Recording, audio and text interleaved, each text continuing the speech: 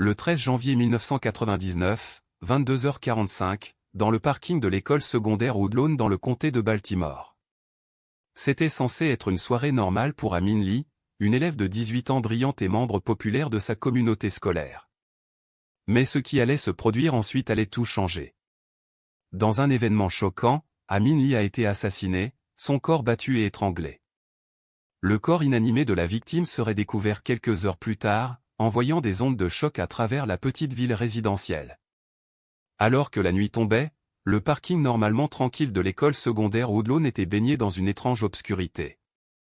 Le seul son était le bruit lointain d'une voiture passant et le bruit lointain de feuilles dans les arbres voisins. Un frisson courut le long des épaules des témoins qui allaient bientôt tomber sur la scène macabre. La Chevrolet Prism blanche de Amin Lee était abandonnée, ses portes grandes ouvertes, un contraste saisissant avec la tranquillité de l'air environnante. Un faible odeur de sang flottait dans l'air, un rappel sinistre des atrocités qui s'étaient produites. Amin Lee, une petite mais farouche élève de l'école secondaire de l'affluent quartier de Parkville, dans le Maryland. Elle était une lumière brillante, une étoile qui brillait dans les yeux de sa famille et de ses amis. Son sourire pouvait éclairer une pièce, et son rire était de la musique pour ceux qui la connaissaient. Mais derrière les portes closes, Amin Lee était une jeune femme complexe et troublée, qui luttait pour trouver sa place dans le monde. Ses cheveux noirs cascadaient sur son dos comme une cascade, encadrant un visage qui allait bientôt être gravé dans les souvenirs de ceux qui l'aimaient. Les témoins qui ont découvert la scène du crime ont rapporté avoir vu rien de particulier, juste un sentiment d'inquiétude et une sensation persistante que quelque chose n'allait pas.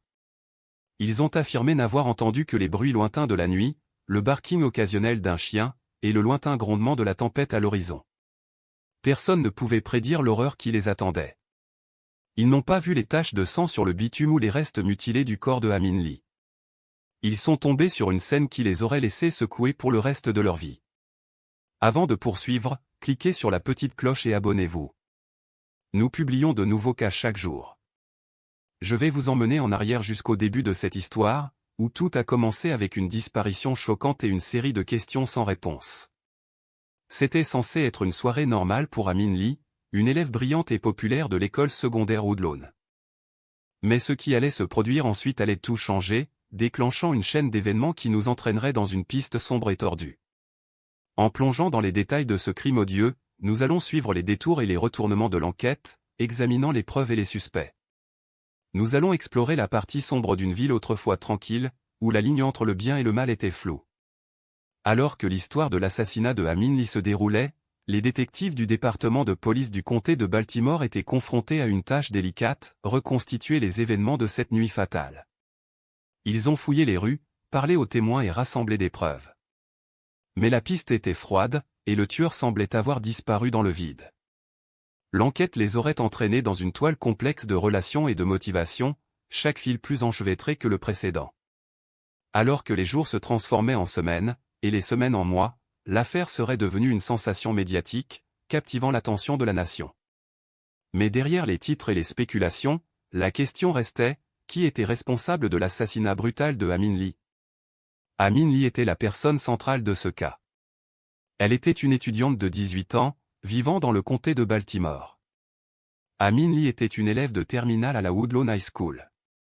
Elle faisait partie de l'équipe de débat et était également très active dans sa communauté. Elle était aimée par sa famille et ses amis. La vie quotidienne de Amin Lee était plutôt routine. Elle allait à l'école, passait du temps avec ses amis et était très proche de sa famille.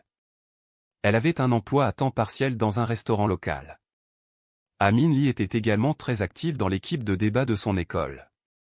Elle avait beaucoup d'amis et était respectée par ses pairs. Les gens trouvaient Amin Lee très sympathique et relatable. Elle était une personne douce et attentionnée qui mettait toujours les autres avant elle-même. Elle était intelligente et ambitieuse, toujours en train de faire de son mieux. Amin Lee était également très confiante, ce qui la rendait une grande débatteuse. Elle avait beaucoup de potentiel et était bien en train d'atteindre ses objectifs. Les relations de Amin Lee avec ses amis et sa famille étaient très étroites. Elle faisait confiance à ses amis et à sa famille complètement, et ils faisaient confiance à elle tout autant. Elle faisait partie d'un groupe d'amis serrés qui se regardaient toujours les uns les autres. Amin Lee avait également une relation étroite avec ses parents, qui étaient très aimants et supportifs. Ils formaient une famille heureuse qui s'aimait beaucoup. Les mois ou les semaines précédant la disparition de Amin Lee étaient plutôt ordinaires. Elle était en terminale à l'école secondaire et se préparait à obtenir son diplôme. Elle était excitée à l'idée de l'avenir et regardait en avant à aller à l'université. Mais quelque chose changea, et la vie de Amin Lee prit un tournant drastique. Elle commença à passer plus de temps avec un nouveau ami, Adnan Syed. Les premiers signes de warning que quelque chose n'allait pas avec Amin Lee étaient subtils. Ses amis et sa famille remarquèrent qu'elle agissait différemment, mais ils ne purent pas mettre le doigt sur ce qui ne allait pas. Amin Lee semblait distante et préoccupée, et ses amis et sa famille essayèrent de lui parler de cela. Mais elle les écarta, disant que tout allait bien.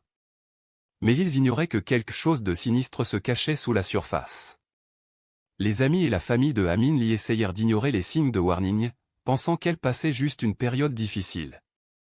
Mais à mesure que les jours passaient, ils commencèrent à remarquer que quelque chose allait vraiment mal. Ils essayèrent de contacter Amin Lee, mais elle ne répondait pas. Ils commencèrent à s'inquiéter, mais ils ne savaient pas quoi faire. À mesure que les jours se transformèrent en semaines, la disparition de Amin Lee devint un mystère. Ses amis et sa famille étaient désespérés de trouver des réponses, mais personne ne semblait savoir ce qui était arrivé à elle. Ils cherchèrent partout, mais il n'y avait aucune trace de Amin Lee. Et puis, un jour, la police découvrit un indice choquant qui allait everything changer. Mais qui était derrière la disparition de Amin Lee? Était-ce un inconnu, ou quelqu'un qu'elle connaissait? La police était perdue, et elle n'avait aucune piste. Elles demandèrent à Amin Lee, ses amis et sa famille si elle savait quelque chose, mais personne ne semblait avoir d'informations. L'affaire se refroidit, et il semblait que Amin Lee était parti pour toujours. Le 9 février 1999, une journée froide d'hiver, dans la banlieue de Baltimore County, Amin Lee, une étudiante de 18 ans de l'école secondaire Woodlawn, a emballé ses livres pour partir de l'école vers 15 heures. Le soleil se couchait lentement, projetant un doux éclat doré sur le quartier paisible. Elle a été la dernière fois vue en quittant son travail dans un glacier local. Sa famille attendait son retour bientôt. Mais à mesure que les heures passaient, le silence de A devint une source d'inquiétude. Alors que a quitté l'école ce jour-là, sa famille et ses amis n'ont rien remarqué d'ordinaire. Elle avait des projets de rencontrer son petit ami, Adnan Masood Syed, qui devait la prendre en charge vers 15 heures. Mais Adnan n'est jamais arrivé.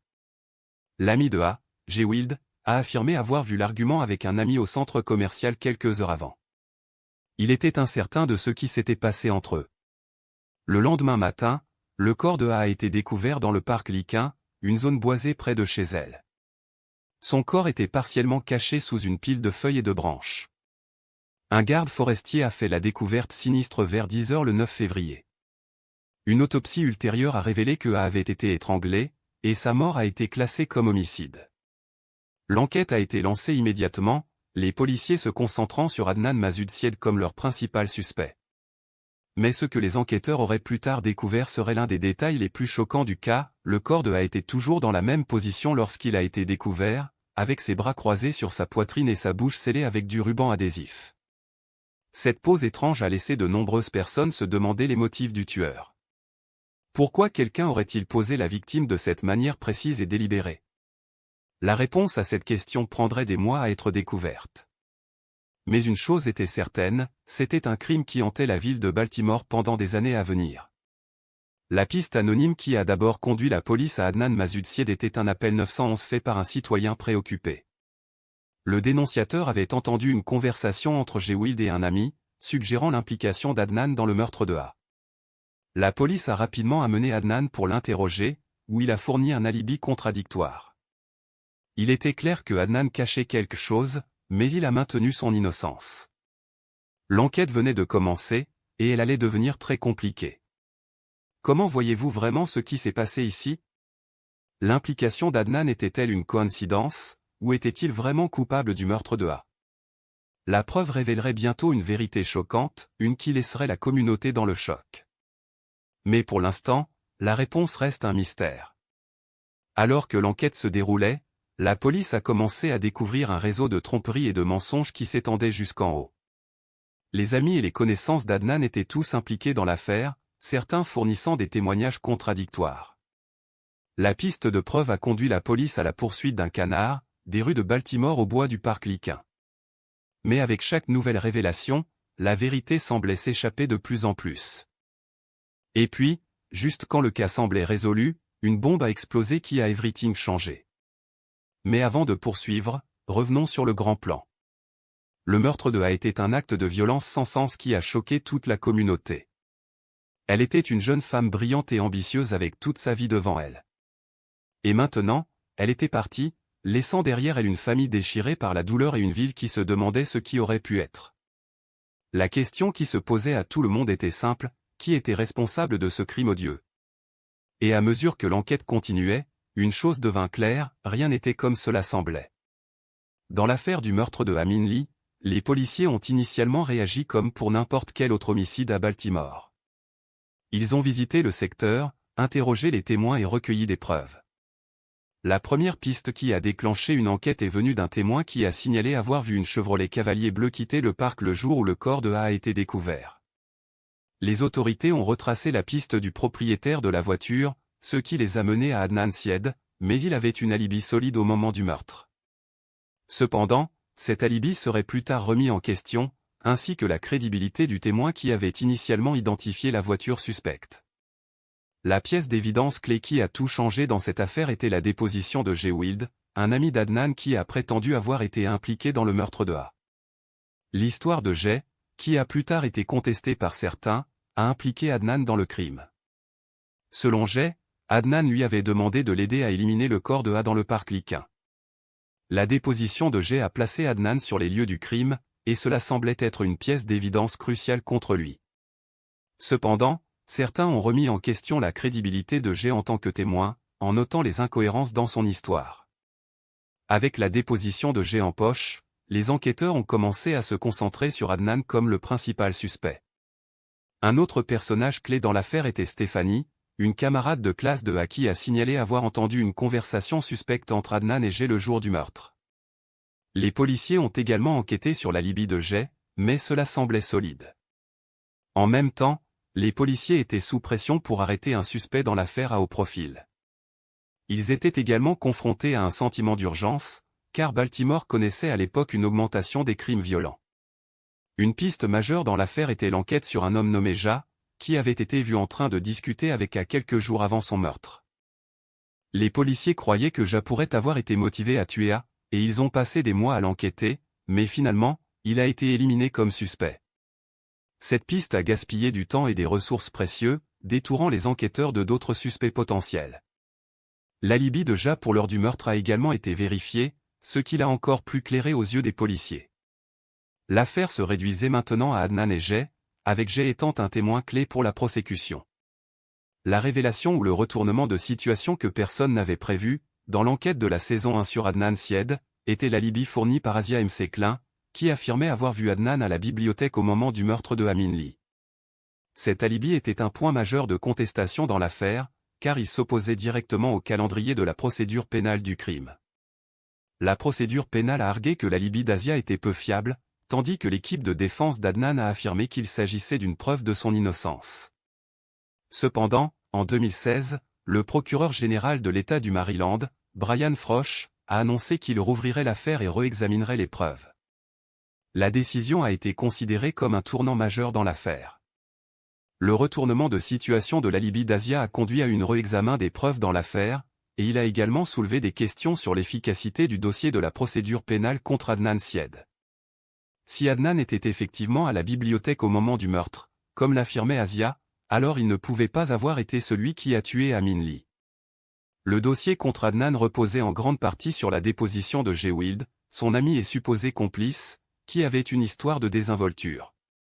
L'introduction de l'alibi d'Asia a ajouté une nouvelle couche de complexité à l'affaire et a rendu difficile de déterminer ce qui s'est réellement passé ce jour fatal. En conséquence,